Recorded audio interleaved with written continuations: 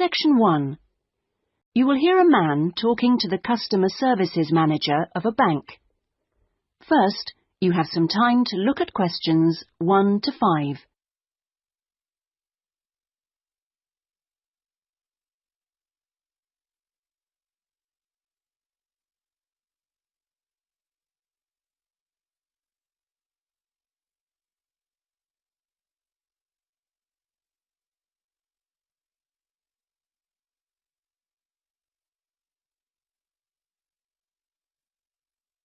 You will see that there is an example that has been done for you. On this occasion only, the conversation relating to this will be played first. Good morning. I'd like to open a bank account, please. Certainly. If you'd like to take a seat, I'll just get some details from you. It won't take long. Thanks.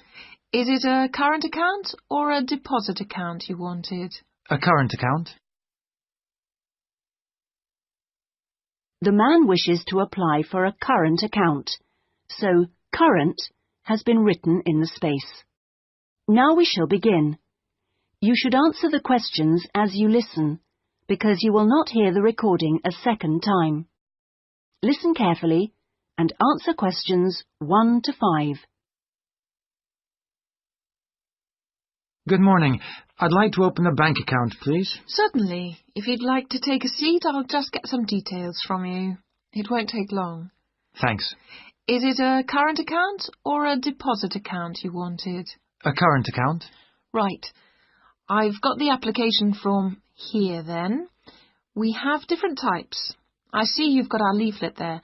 I've decided on the one called Select. Right, that's fine. So, first of all, can I have your full name, please? Yes, it's Peter Hennis. That's Pieter. Is it Hennes?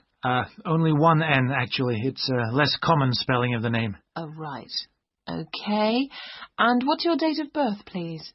The 27th of the 1st, 1973. Right. And will this be a joint account? No, just myself. Okay, fine. And where are you living, Mr. Hennes? 15 Riverside. Is that all one word? Yes. Exeter? Yes. How long have you been at your present address? Is it more than 2 years?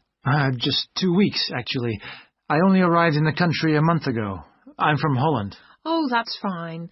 But we normally ask for a previous address in that case. Oh, yes. Well, it's Rielsdorf 2. That's Rielsdorf 2, Utrecht. Holland. Okay, thank you.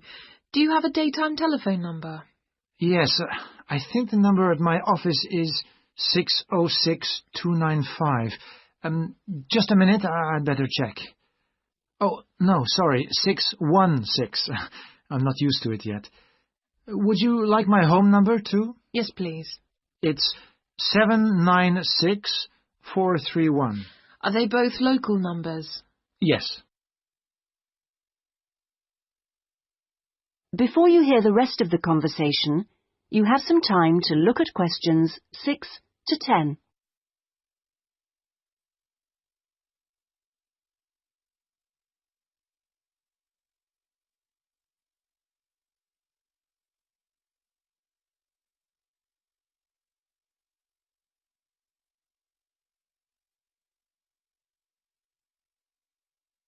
Now listen and answer questions 6 to 10. Right, and your occupation?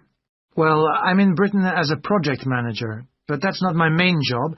I'm an engineer by profession. I see. I think I'll put that then. It's shorter. Now, we usually ask for a piece of information which we can use to check your identity for security reasons. You know, if you phone us. Like my wife's first name? Mother's might be better. It's less likely to be known. Okay, hers is Siti. Siti? Yes, Siti. It's Indonesian. Fine. And how much would you like to open your account with? We usually ask for a minimum sum of £50. That's about €75. Well, I'm going to transfer 2,000 euros from my Dutch account just till I get paid. In fact, I wanted to ask you about that. What's the best way to do it? It depends which bank you're with. It's the Fransen Bank in Utrecht. OK, fine. I'll check that in a minute. If we have links with them, we can do a direct transfer, but it's not a big problem either way. Let's see. How often would you like to receive statements? I haven't really thought. What's the usual thing? It's up to you. Some people like them weekly. Oh, no, that's too often. Can I have them sent once a month? Yes, that's fine. Is there anything else? I was thinking of registering for your internet service at some stage. Oh, yes. Would you like me to send you information about that? Please, yes. And would you like to receive information about the bank's other services? Insurance, loans, anything like that? I don't think so, thanks. That's okay then. And one last thing. If you agree... That is the end of section 1. You now have half a minute to check your answers.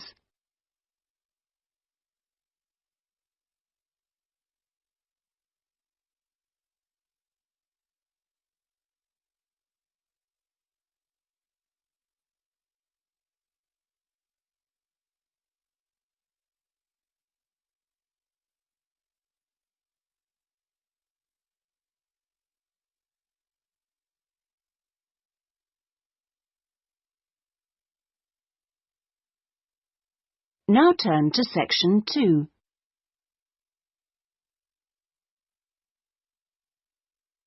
Section 2. You will hear a guide giving visitors to a country house information about the house and gardens. First, you have some time to look at questions 11 to 13.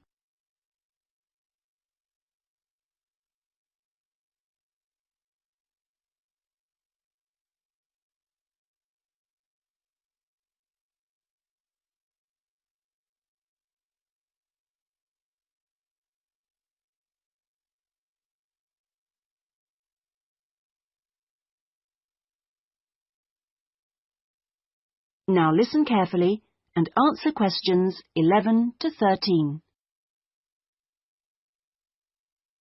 Welcome, everybody, to the lovely house and gardens of Rosewood, once the home of the famous writer Sebastian George. He bought the house in 1902, although he had first seen it 2 years earlier. At that time, the owners let it out to a tenant because George was too slow making up his mind to buy it. When it came back on the market, there was no hesitation, and he bought it immediately for £9,300, even though the house had no bathroom, no running water upstairs, and no electricity. When he came here, he'd been married for 10 years. During that time, he'd become one of the most famous writers in the English-speaking world. His professional success was enormous, but his personal life wasn't as successful. He was no longer on speaking terms with his brother and had been devastated by the death at the age of 7 of his elder daughter, Josephine. Moving to Rosewood allowed the family to start a new life. George regarded Rosewood as a pure example of a traditional country house of this part of England and did some of his most successful writing here. The house and its grounds became the family haven and their escape to privacy and quiet. The walls and the mullioned windows were built of the local sandstone. The tiles on the roofs and the bricks of the chimney stack were baked from local clay, and the wooden structures inside came from oak trees which grow around here. Before you hear the rest of the talk, you have some time to look at questions 14 to 20.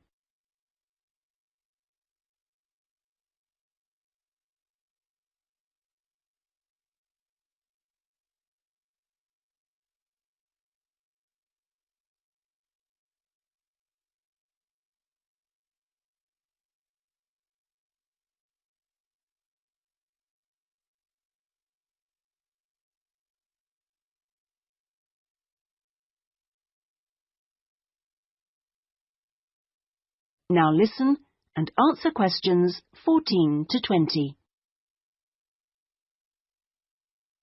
Now, please look at the map I've given you of the house and gardens. We're here at the information centre. Follow the path marked with the arrow, and the first area you come to is the orchard on your left. As you go further down the path, there's the kitchen garden on the right. And as you go round the first sharp corner, you will find to your left an area where different types of pear tree have been planted, as well as some lovely flowers. And this is known as Pear Alley, designed by George himself. Next to this is the greenhouse, where some exotic plants and fruits are grown. Follow the path round the second corner, and on your right you will see the entrance to the mulberry garden, with its 500-year-old tree. Past the mulberry garden, follow the path until you reach the front of the house. I suggest you spend a good hour wandering around this lovely building. A guide takes visitor groups round every 2 hours. If you would like to purchase any of George's books or other souvenirs, then leave the house by the side entrance, where you will find our shop, which is situated between the house and the garage, which contains the magnificent old Rolls-Royce car, which used to belong to George. I expect by this time you may also be in need of a rest and some refreshment. Most visitors are, so why don't you visit the tea room on the far side of the garage? If you have time, there is a lovely walk down towards the River Dudwell. For me, this is the best part of the estate. This isn't on the map, but it is all clearly signposted. You cross the field, which spreads along the banks of the river. In spring, this area is well worth a visit. Spend a minute or two watching the water pass by underneath as you cross the footbridge, and then continue along the river walk through the woodland. On a hot summer's day, the trees along this path provide welcome shade. Eventually, you come to the watermill, which used to provide the electricity for the house, only about 4 hours every evening in George's time. And finally, for those of you who would like to see stunning views of the surrounding countryside and who are a little bit more energetic, when you return from the mill, take the first turning on your left and climb up to the viewpoint. You won't regret it. Enjoy your visit. That is the end of section 2. You now have half a minute to check your answers.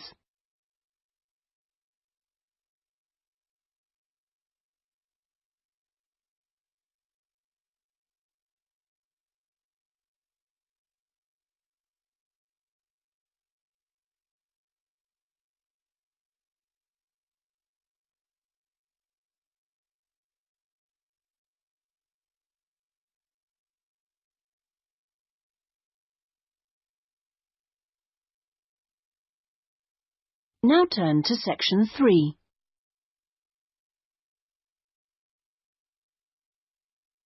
Section 3. You will hear 2 students, Jack and Lucy, discussing a marketing assignment they are working on together. First, you have some time to look at questions 21 to 24.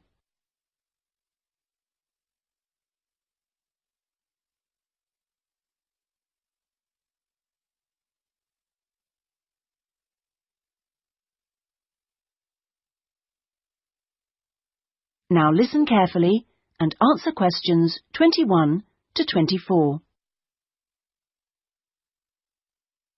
Lucy, we really need to get working on this marketing assignment.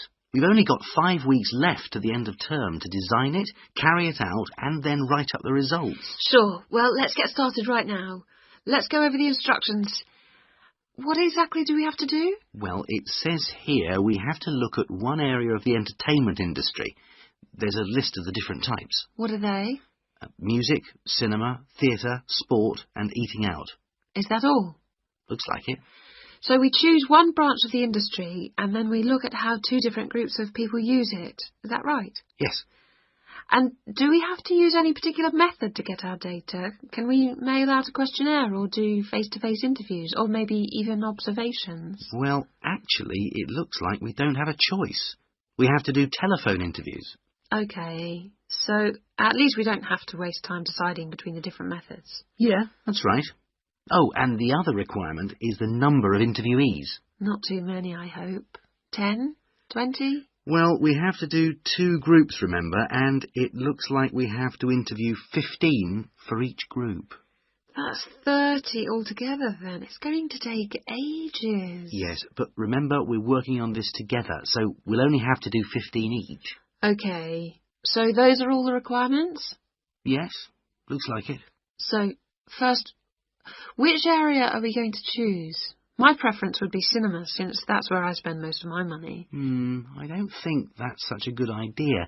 I don't think there are huge differences in the market there.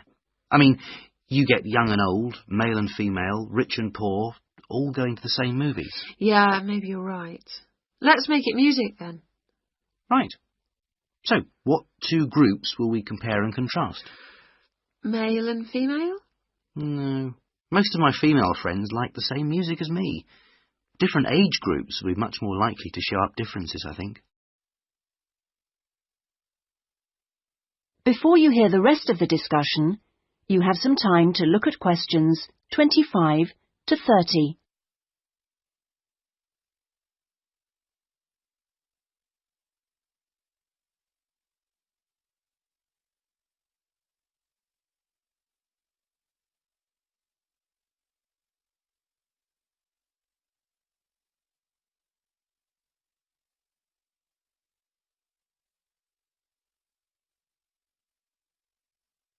Now listen and answer questions 25 to 30. Yeah, I suppose you're right again. I'll take some notes, shall I? So, age groups.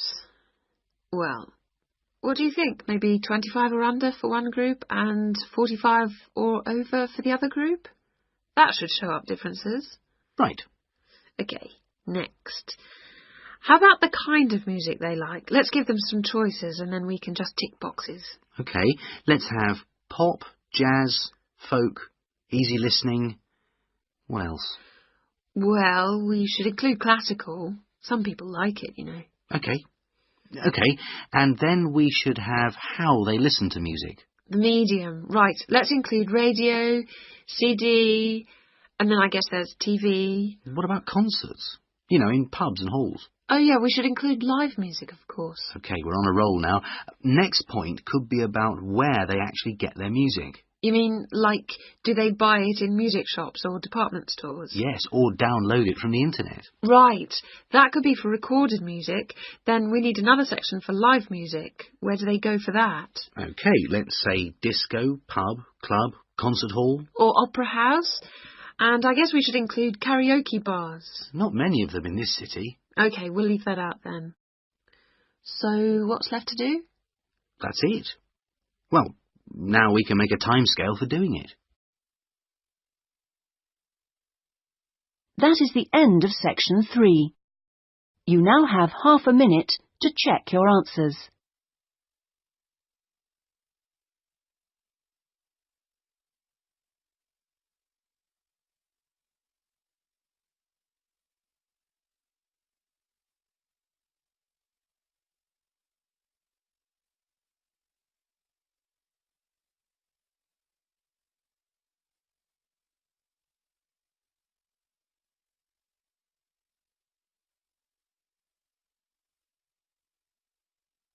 Now turn to section 4.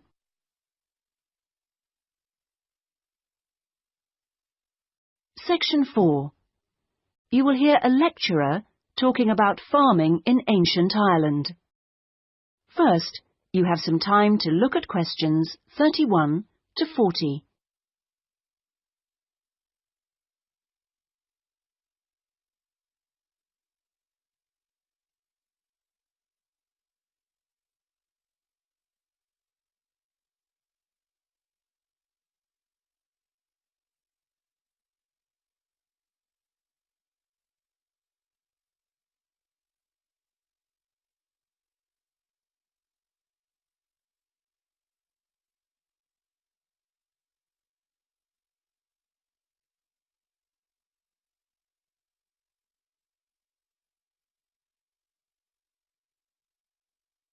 Now listen carefully and answer questions 31 to 40.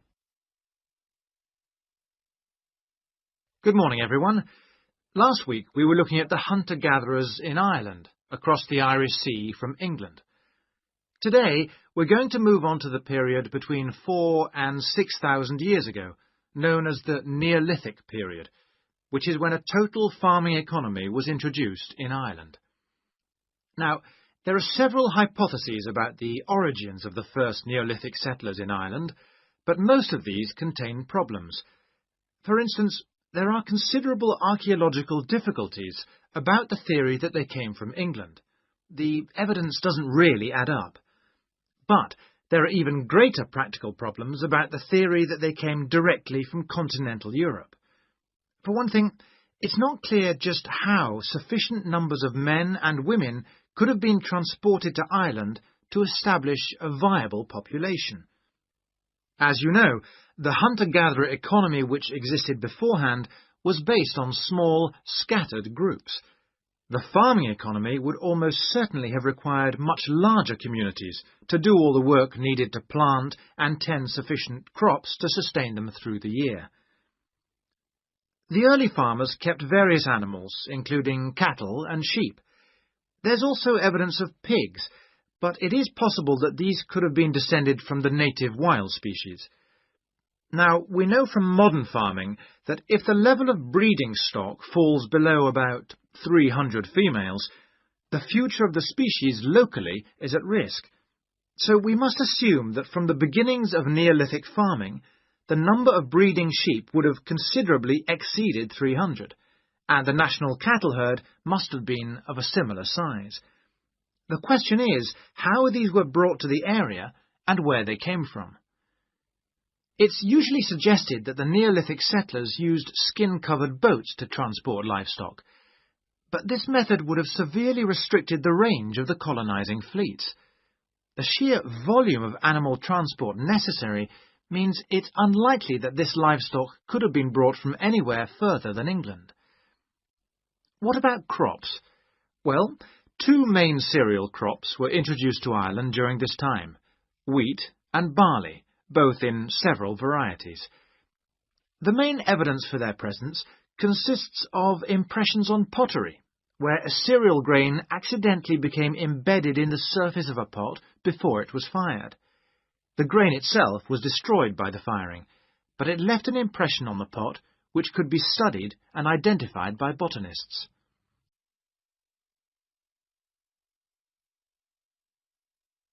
Let's turn our attention now to the farming technology available at that time.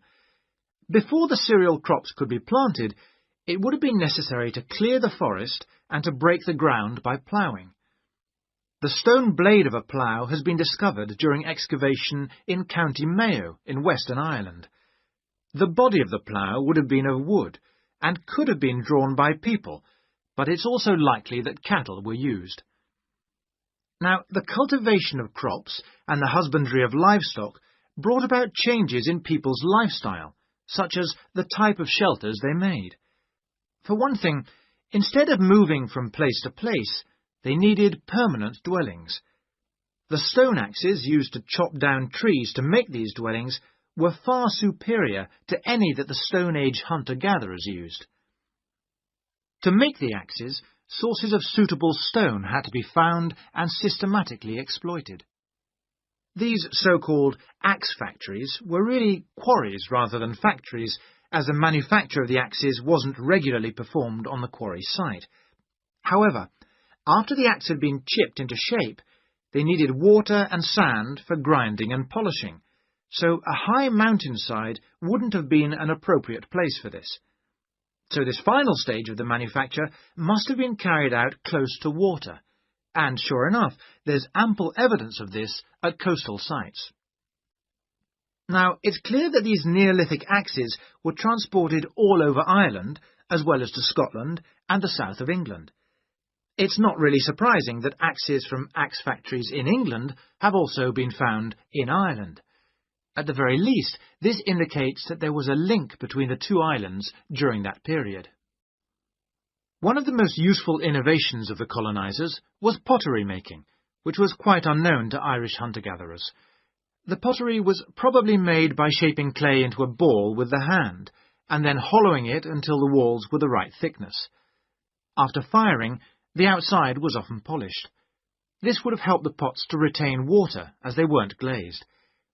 Now, we know that the clay used usually came from local sources, which suggests that manufacture was on a fairly small scale, even though thousands of fragments are usually found at Neolithic sites.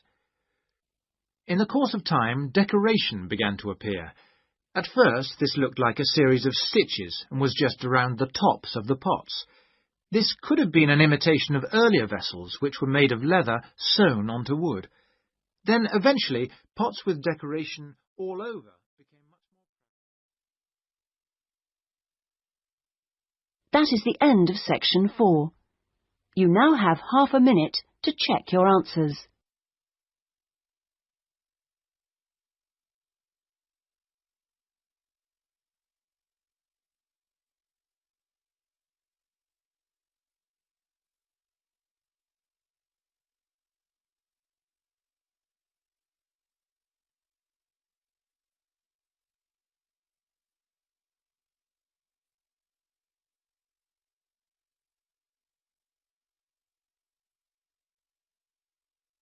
That is the end of the listening test.